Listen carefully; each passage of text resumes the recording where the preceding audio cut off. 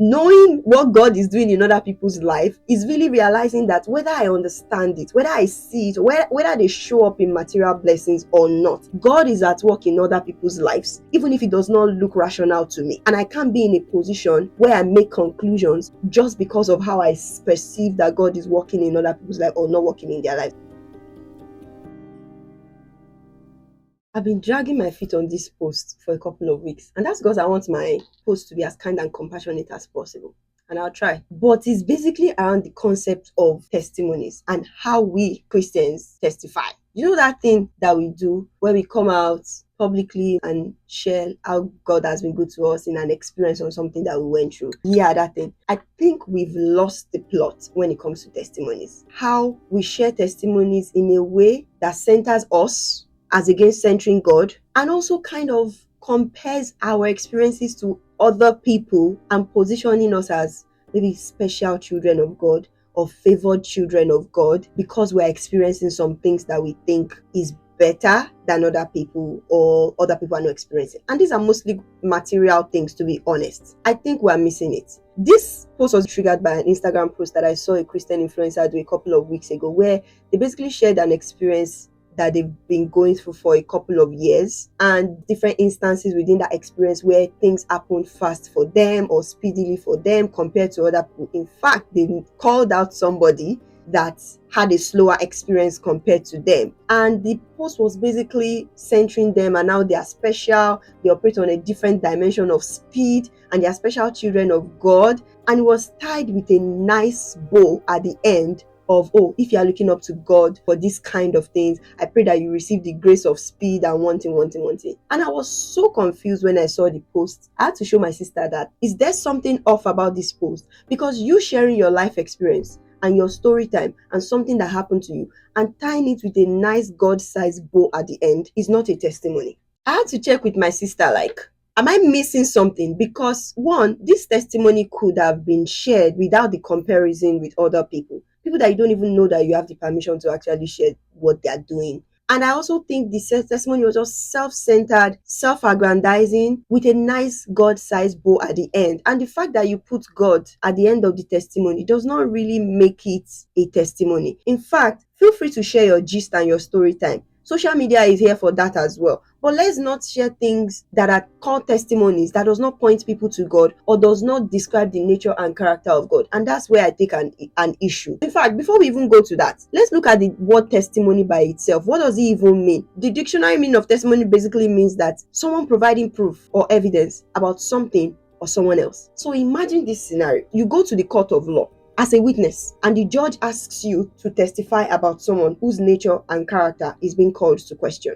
And you come out, go on a spiel about yourself. Oh, I'm this, how I'm that, what I did, what I did not do, how I'm better than this person. Did you notice I'm better than this person? One thing. And then you say, with these few points of mine, I hope I've been able to prove to you that Detan, whose nature and character is being called to question, is a good person. Would you, as the person, not think, what have we asked you? What have you done? Because you can't testify about yourself. You're testifying about somebody else as a witness. And that's basically what a testimony, the literal word that we use, is supposed to do. As Christians, we are witnesses to testify about the nature and character of God. And everything that you do, say, experience should point people back to God and not center you. That's where I think we're missing the plot. And you comparing your experiences, your material blessings, the things you think God is doing for you with other people, puts you in a position that makes you assume that you know what God is doing in other people's lives. That you know that because you are this special child of God, then other people are less special. Who made you judge, jury, and executioner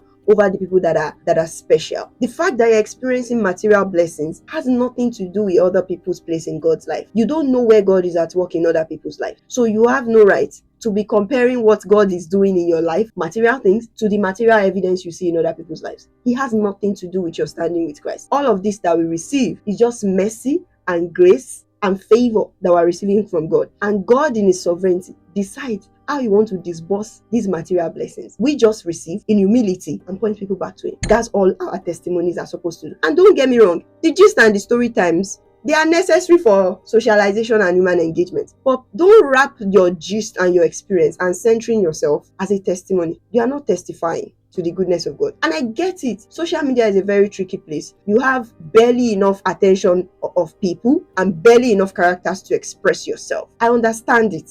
To share things that you want to share in 150 words or whatever number of it. Look, this video is probably going to elapse the algorithm limit. I don't care. But that's where you need to use caution in how you deliver and also consume other people's testimony. If you're delivering a testimony, then you need to sit to God and say, how do I tell this thing in a way that points people to your nature and your goodness and your character, not center myself? And if it means that you have to go above and beyond and be able to explain yourself and provide context, then so be it. But as consumers of social media as well, we also need to be careful. You see strangers on the internet, take their testimony and just say, hey mama, you are doing great. Why are they doing great? Because they share their life gist with you and put God at the end. That does not qualify as a testimony. A testimony should point people back to God. It's that simple. And I dragged my feet so much on this post, but when I saw a post by Lana Grant this morning, she's a Christian rapper, very great lyricist, and she does this thing on her page where she breaks down her rap and the lyrics in it for people to kind of understand the gist. And she was saying it this morning that honestly, the reason why she does the rap breakdown is beyond the lyrics, beyond the vibe,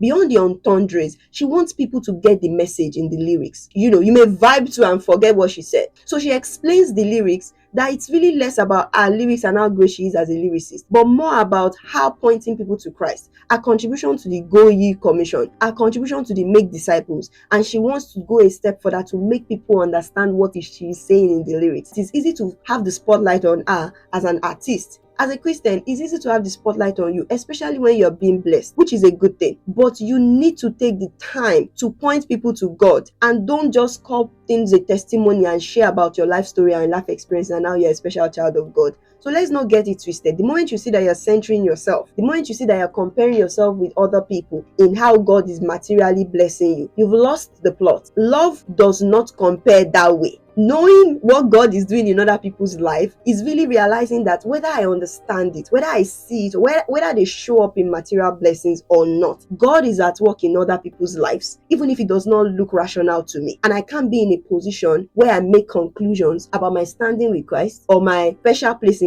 with Christ just because of how I perceive that God is working in other people's life or not working in their lives. And I've been in this position before where I used to feel like, well, I'm one of God's favorite children, I'm not hurting anybody, so who cares? That's my relationship with Christ. But I had to realize that already calling myself a favorite means that I'm comparing myself to other people. And love does not do that. It means that I'm placing myself on a pedestal compared to other people. Because you can't just be favorite by yourself. You're favorite over something. So I had to reorient myself around that and say, no, this favorite special children of God thing, that's not really how it works. Because it also makes me assume that I know what God is doing in other people's life, whether they publicly announce it or not, or that I've done something to earn that place. Let's reorient ourselves around testimonies. It is to point people back to Christ. Point blank, period. The moment we are not doing that, we have lost the plot. And we're also here for the gist and the story time.